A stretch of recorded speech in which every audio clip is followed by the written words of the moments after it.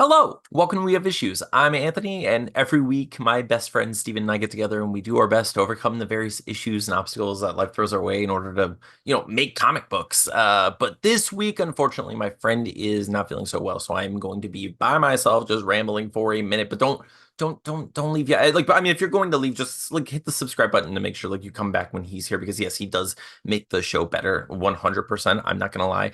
But I have a couple quick things that I wanted to just bring up because we have questions from viewers, and I want to make sure that we answer a few of those. And also, before I get to that, I just want to tell you what we do here a little bit. My friend and I have been trying to make comic books for like 20 years together, which is a super long time. I should lie about that. I should probably lie about that and make me feel a lot better and also look better for the younger people. I want to look cool.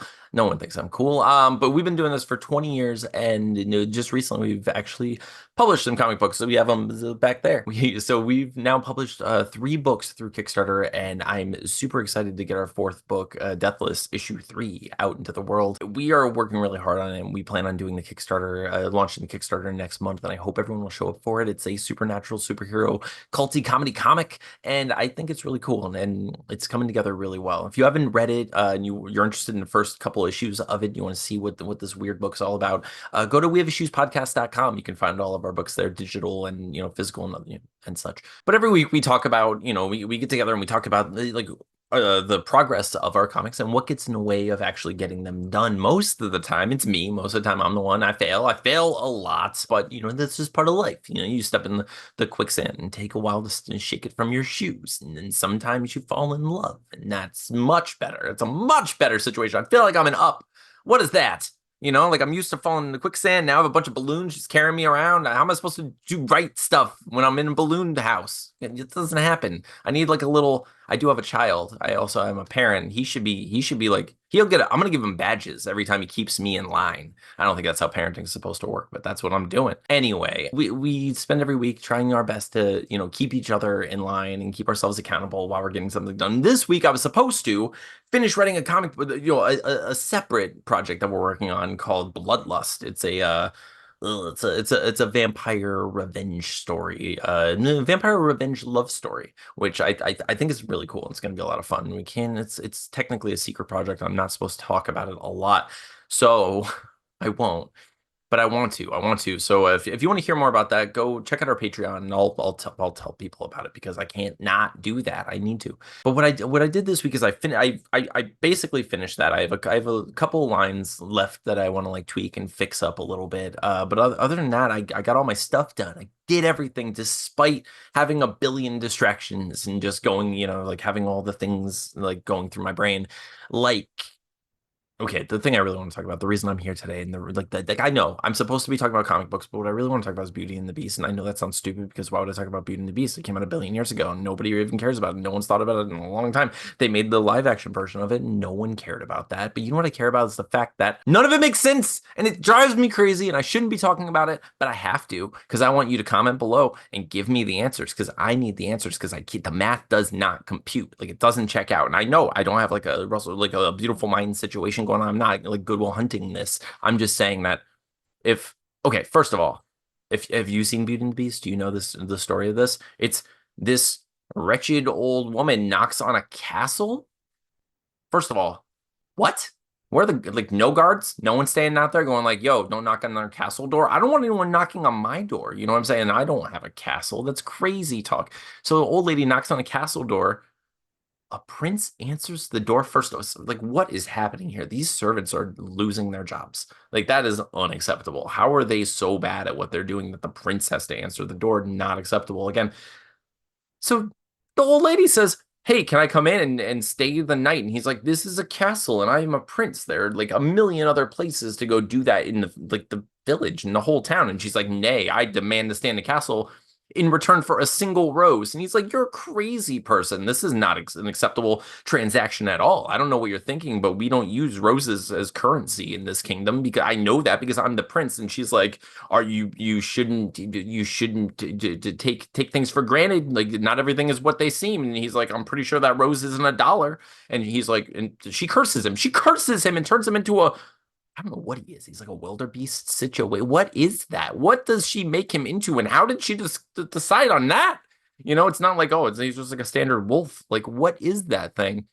So she turns him into some kind of monster and says, and says in 21 years or so, this rose will wilt and you'll lose your chance to be human again unless you can find love. What if he wanted to live alone, old lady? You curse this man. Like this guy, like he might have just been happy as like a lonely prince, but she curses him because he refused to let her into the castle and give her shelter in a castle.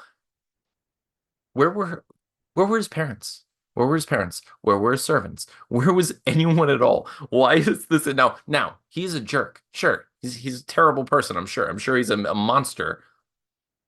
But did he deserve to be cursed because he wouldn't let some old random person stay in his house at night? That's weird. That's very strange behavior for that old witch lady. And like, not to mention when he refuses her the second time, she turns into a beautiful woman, which means that the entire time she was tricking him. She's like, you know what I'm gonna do? I'm gonna go mess with this kid. Why? Why did you get like that's like the worst kind of like you knock on a door and be like, hey, would you like to be changed forever into a werewolf? Like a little, but not a like wildebeest. What? So anyway, it blows my mind. You need to explain to me like how like justify that witch's actions below. Let me know how that makes any sense because then the part that really blows my mind is years pass. 11 years or so pass, right? Like according to the luminary like the candle, the candle's like I'm going to give you exposition and he tells us that like at least 10 years have passed and when we hear this, I know we're all thinking the same thing.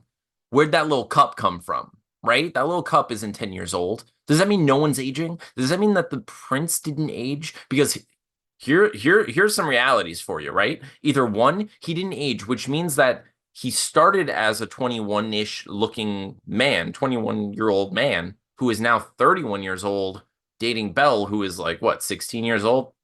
Not acceptable.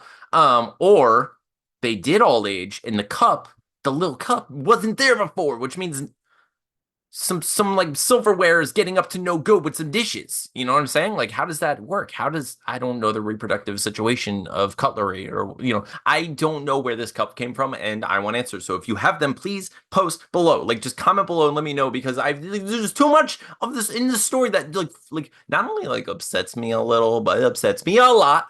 Like the beast because did he get to skip puberty? Like that's not okay. That's not okay because if he was just a child, if he was only 11 and the witch cursed him, he lives, until he's 21, that means he skipped all of puberty. He didn't get to go through any of the, and if he didn't, why didn't we get that movie? I want the beast walking around like Morty, like I don't want that. Get back here, cup. Where'd you even come from? Like that's why aren't we getting that movie? So anyway, I want that. I have so many questions about this. And then of course they fall in love in the end. Everything's good. Spoiler alert. And I'm not sorry. But what do you think they do from there? What is their life? Do you think like how do you go back to being a human after you've been like a dresser for 10 years? You're gonna be like my drawers, like what do you do? How does that like how do pockets work? How does anything work? And then of course, if you're the beast, don't you go after that witch? Like I'm pretty sure you need revenge, right? Like I think it would be like witch hunter honeymoon, like Beauty and the Beast, and that's what Bullet and the Beast should have been. It's the revenge against that witch that cursed him to begin with. That makes so much. Anyway, those are my thoughts on Beauty and the Beast because I can't stop thinking about it this week for some reason. Please help me. Just answer, like tell me below in all the comments, or let me know what you think of the nonsense that I just said because I need to know your opinions on these things. Otherwise, we do have some questions from the colony. I know normally Steven and I answer the questions together, and we come up with things that the people want to hear. But this time, it's just me, unfortunately. But I'll do my best to answer some questions. So if you're out there right now and you have some questions that you would like my friend and I to answer, make sure you ask us on Twitter or an email. You can it's we have issues pod at gmail.com, or you can just talk to us on Twitter and ask us whenever. So every once in a while we get together and we try to answer questions that the community sends us. We're trying to build this colony of people, and it's going pretty well, but every once in a while they're like, we don't think you're competent enough to run a colony. And we're like, yes, it's fair. It's a fair assessment of, what we're doing here. So what they do is they give us questions to gauge whether or not they want to be a part of what this is. And this week we have a bunch of them, and so we're going to do the questions from the colony segment, but it's just normally my friend sings a song. He's not here to sing a song, so I don't like. He's like questions from the colony with Steven's sick. It's just Anthony. I'm by myself. I don't. I miss him. I miss him, guys. I need him. But yeah, questions from Colony. Let's see what we have here. Daily Downing says, underused everyday things as monsters for scary movies. Example, scarecrows are bullshit. A house down the road from me uses actual store mannequins dressed in elaborate costumes as scarecrows in their gardens, and I hope they rot in hell. Discuss. Okay. Everyday items. I don't find like I don't find I don't find small I don't find like gnomes scary or anything like that. But I do think that mannequins would be pretty scary in general. Scarecrows are pretty scary, obviously, but gargoyles, yeah, are pretty good. But there aren't many of them. It's not like you see those, everywhere. Something that I think that's like that we all see every day or like often enough that is I never see used in movies, are the bodies of our loved ones. Like I feel like if there are spirits or demons or whatever out there, like the supernatural, like why, I want to see more like sleepwalking possessions, but like where they're like awkwardly puppeteering us and not just like being human again. I don't just want like the creepy stare, but like something that's actually actively coming at you would be pretty cool. Or our clothing, like if you have like a possessed T-shirt, that'd be weird. But like statues, anything with a face, and is pretty easy. For me, growing up, mirrors were always the big thing. It was like I don't think that they're used very often in movies anymore because we all got sick of like you open the medicine cabinet and you see then when you close it, there's someone's there. When you close it, they're not there anymore, and it's like startle suddenly. But I love that. Like I will never get sick of a reflection staring forward while like you turn your head and then like it's still looking at you. Terrifying every single time. Like it's just with I can't even think about it. KT Carlisle asked, if you had an opportunity to look into the future, would you do it? Conversely, if you had the opportunity to change one thing from your past, would you do it? Okay, if I could look into my future, yes, I would do it. Yeah, yeah, I would. I would look into the future. If I could change one thing from the past, I would.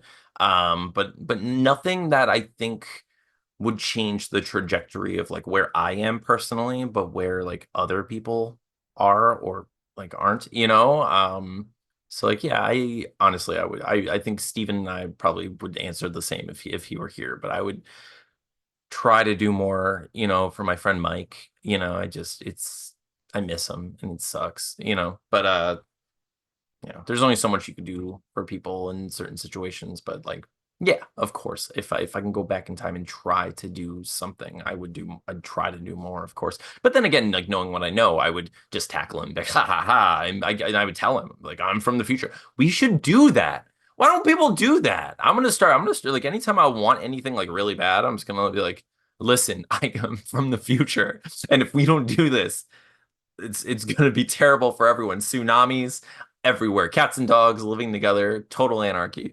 And I think it'll work. You just tackle people and say you're from the future. Gary says, is reincarnation a thing, or is that dream of being in another place in time just some indigested pizza?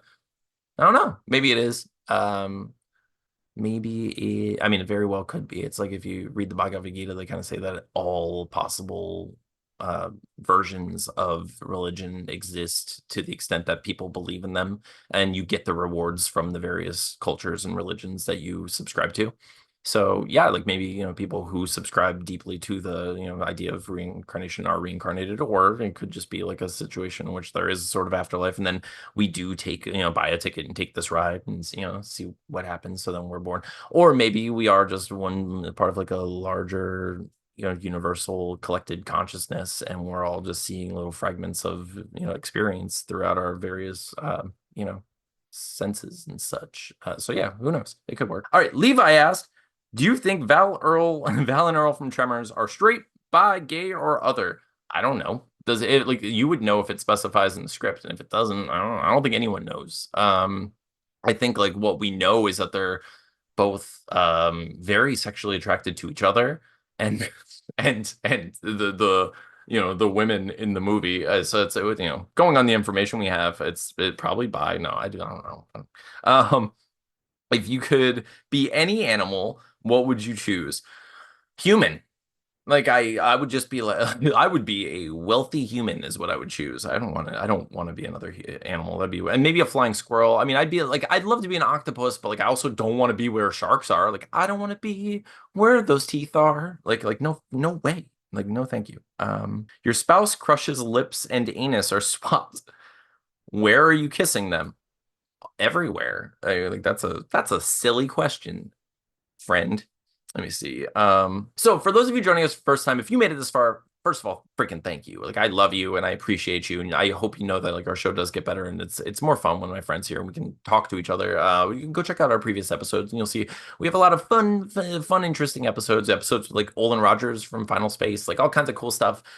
This one, you have to listen to me answer the questions like this. So we do a thing on our show every once in a while, where we say front, back, or middle of a human centipede instead of bang, marry, kill. So in this situation, it is front, back, or middle of a human centipede, Iron Man, Cap, and Thor. Okay. I feel bad for Iron Man, so I kind of want him to be in the front. Honestly, I mean, he's been through enough. He's sacrificed enough. He gets to eat the meals. You know what I'm saying? Like he gets the big piece of chicken. That's just how it works. So I'm gonna say Iron Man's in the front. You know what? Thor's in the middle, and then Cap is the rear because he's America's ass. That's just the answer, right? That has to be it. All right. Okay. And then Levi asks, Vaporeon versus Wolverine. Who's sexier? I'm gonna say Wolverine because I think that his claws, his bony claws, should have had skin like fingers. His Wolverine's claws should be like 3 extra fingers, which like you can use for all sorts of fun things. And Vaporeon is a Pokemon, and so I'm gonna say. I mean, obviously Wolverine. He has that. Like, come on, have you seen him? Like, he's like the patch situation, the buzz. Like, he's come on. Let me see. Oh, Levi's most important question is, Steven, how much do you love doing commissions?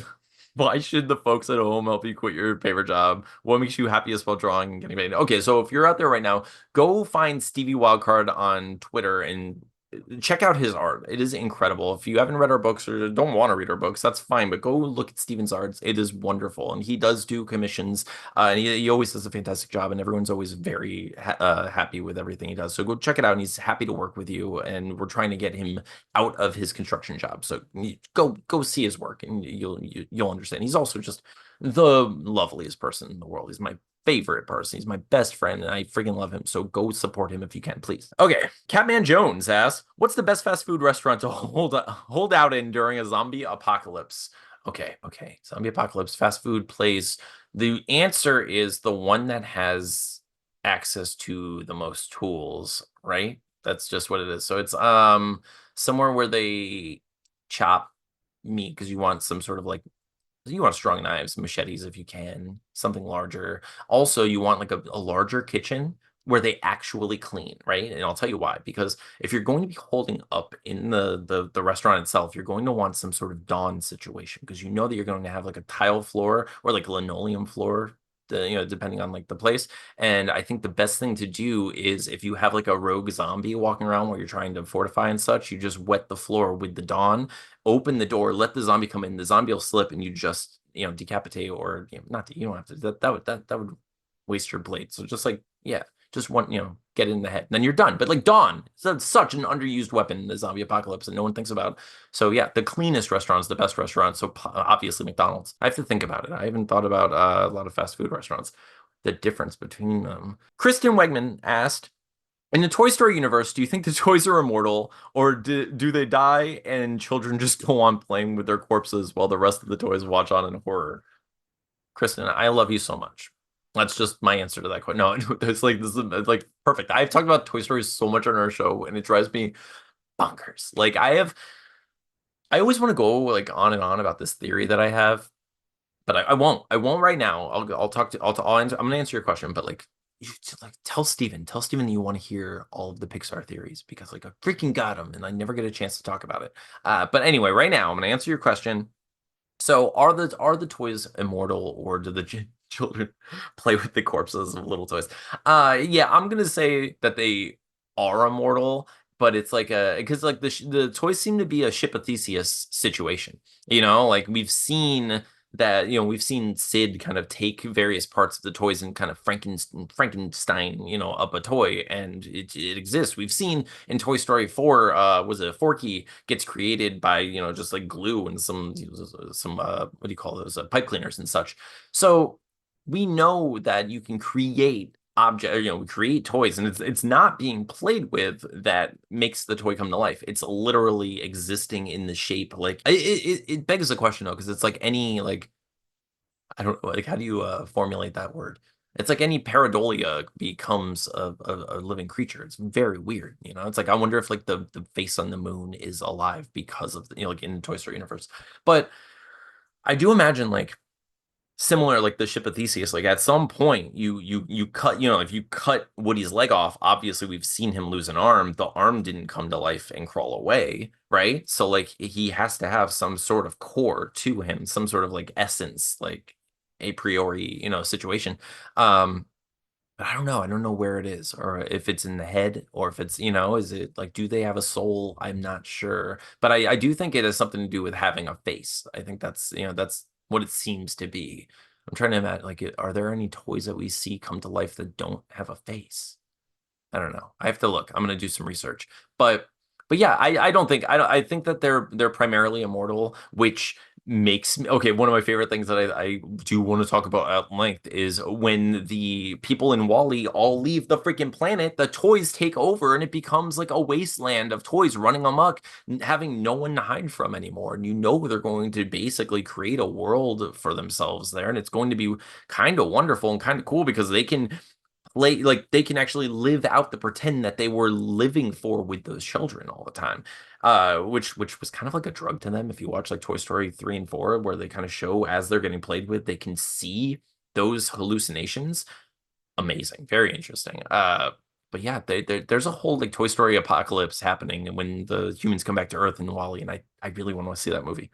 Anyway, producer Sean asks, you've been tasked with casting the Lost Boys 2025 reboot. Obviously, Corey Feldman stays regardless of his age, but everyone else is also played by Corey Feldman. All Corey Feldman. Oops, all Feldman is what this movie is. It's just like Frog Brothers. No, honestly, I think they should go if like whenever they do cast, I want them to do completely unknowns. I think that'd be the best. That'd be the best case scenario. I think like the good cast situations would be like the grandpa, the mom, and Max would be like the real interesting ones because I think those would be the three knowns, but the rest would have to be unknowns. I would prefer all unknowns to be honest with you, but yeah, I can see it. Two Monsters Rolling Dice asks, what do you think you deserve to be world famous for? Versus what do you think you would be most likely to become world famous for? I think I deserve to be world famous for I did win two awards one night in high school. I don't know. I don't know. If I'm world famous, I posted a thing about building a chicken costume for my friend once, and that post blew up. So that was close to world famous. People hated me. People, like, not everyone, but it was like a half and half situation. It's very strange to be widely just polarizing like that. I've never felt like that before. But what am I most likely to be famous for? Saying something stupid on Twitter and having people have opinions about it. Bonus question: if you could be on any late night talk show in any era for anything, who are you going on and for what? Oh my God, I would love to go on like old Letterman or something, and just oh my God, what I watch. I don't even want to be a guest on the show. I just want to watch the show. I want to be there when they have like weird mediums on and stuff, and like like Uri Geller and like I'm gonna bend the spoon with my nose or whatever he did. Like like I just want to see that in person. Catherine asks if you got taken by aliens, both of you, and they were nice aliens but also wanted to destroy Earth. What would your strategy be? I, for one, welcome our new alien overlords, and I'm gonna go see what their planet's up to because I don't want to get on their bad side, and also I'll see. I'll do my best, sneakily, but don't let them know that. Dylan Gilbertson asked a question about Zelda, which I can't answer because I didn't play that particular Zelda, and that's for Steven. I'm so sorry, Dylan. But Dylan also has a book coming out. You should check it out. So go check out Dylan Gilbertson and check out his book on Kickstarter. It seems cool. We'll see. Maybe we'll have him on the show. Okay, let's see. Official internet mom and worldly. Oh, okay. Asked, will you ever reveal the prize for author collecting? So my friend on Twitter is writing a story that in which I've been kidnapped. My character has been kidnapped and is being captured and left somewhere. I'll post the link below, and you should read it because it's hilarious and it's a lot of fun to see someone writing about me like that. It's very interesting. ASJ asked, what hill will you die on in fandom? I think that the Lost ending was good. I think that Community was actually pretty good all the way through, even in the I mean, I didn't love season 4, but the gas leak year was fine. Like it was okay. It was just it felt a little like cartoonish, like a almost like a caricature, but nah, it was still good. I still loved it. But like, let me think. What's another fandom hill I'll die on? I don't know. I don't die on hills. I don't die on hills. Okay, last question. Sheila E. Young asked, all right, here's my question. Okay, here's my question. What is your most major issue? Good question. Really good question. Honestly, like fatigue, insecurity, being willing to burn out, never saying no. I have a lot of little issues that are all become one, just Franken issue, and that's part of being a person. I'm a whole, just to get the whole pastiche of like this. I don't know. I'm a silly Franken person. That's just what I am. But I think I'm okay. I think I'm dealing with it. So like probably the insecurity thing, probably working through that stuff, dealing with like past traumas and also like current frustrations of, having to work while also being a parent, while also trying to have a life, while also trying to be a good friend, and which, just yeah. So like time, not even just time management, just like the fact there's just not enough of it, so that's probably why I love time travel movies as much as I do and such. But yeah, I'm sure that's a lot of people can relate. Let us know below, like what are your biggest like creative issues in general? Like, what do you deal with? Because I don't really have, I never really deal with like creative blockage or anything like that. It's mostly just the matter of like, oh my gosh, why don't I have more time in life? I need it, please, please. But yeah, but thank you all for your questions. I really appreciate that. I'm sorry that Stephen wasn't here to help out, but he's not feeling well, and that's going to happen. It's happened a few times here, and we do what we can to keep the show going one way or another, no matter what. We've never missed an episode in 207 weeks, and we're not going to start now. But thank you all. Thank you for joining. So at the end of every show, we always talk about like what we're going to do this week. This week, I'm going to completely finish Bloodlust issue 1. Like it'll be completely finished, and I'm also going to color 2 pages of Deathless issue 3, so then we can get that out into the world. And I'm freaking ready, and I hope you're all excited for it. Let us know below if you're, interested in knowing more about Bloodlust, or if you want to, if you have any suggestions about the Kickstarter for Deathless issue 3, if you want to, like, if you have some, what are they called? Rewards. Okay. If you have any suggestions for like rewards for the Deathless issue, if you want to be drawn into the book, or if you want to, like posters on your wall or keychains or whatever, let us know, and we'll see what we can do, because we're still building that now. We're going to get it out, but we hope you'll all show up for that. We hope you'll show up next week when my friend is hopefully back. But thank you all for joining us. Thank you for being a part of this. I really do appreciate you. I freaking love you. Make sure you follow us on Twitter at We Have Issues Pod. Make sure you subscribe. Tell all your friends to watch it. It really does help us, like boost us in the algorithm if you post comments below and such. But just know that we love you and we're thankful for you, and we hope to see you next week. Again, I'm Anthony. I miss my friend Steven. This has been We Have Issues. See you next time. Oh, boom.